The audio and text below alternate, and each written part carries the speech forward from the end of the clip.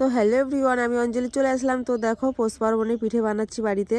এদিকে চুষি পিঠে করেছি, দুধ পুলি করেছি, আর এই সাইডে নারকেল পিঠে করছি। তো দেখো ভিডিওটা ভালো লাগলে লাইক কমেন্ট শেয়ার করবে, আর সবাইকে বলছি স্কিপ না করে পুরোপুরি দেখার জন্য অনুরোধ রইল। তো দেখো এই সাইডে নারকেল পিঠে হয়ে গেল, মানে তারপরে সিদ্ধ করা হয়ে গিয়েছে। তারপরে ওই সাইডে তোমার তেলের পিঠে করে নিলাম।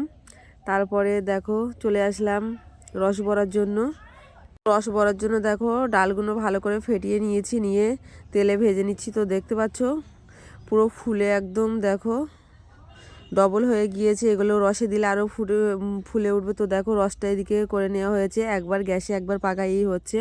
তো দেখো তারপরে ডালের পিঠে করার জন্য চলে এসেছি, পাটিসাপটা।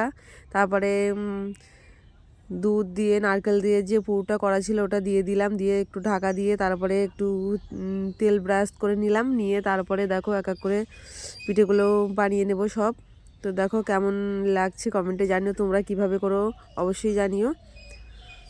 তো দেখো গরম গরম কার কার খেতে ভালো লাগে অবশ্যই জানিও। তো দেখো এদিকে ভিডিও বানাচ্ছিলাম আর এই সাইডে পিঠে বানাচ্ছিলাম। এই সাইডে দেখো ঠান্ডা চোটে সব আগুন পড়ছিল, তো দেখে বুঝতে পারছো সবাই মিলে খুব এনজয় করলাম। তারপরে এই যে খোলা পিঠে, তো দেখো কেমন ফুলেছে, তো কার কার ভালো লাগে জানিও। আর এদিকে দুধ পুলি, পাটিসাপটা, নারকেল পিঠে, তেলের পিঠে, আকসি পিঠে মানে কাস্তে পিঠে, গুড়, আর এই যে রসবড়া সব কিছু ছিল। তো ভিডিওটা কেমন লাগলো জানিও।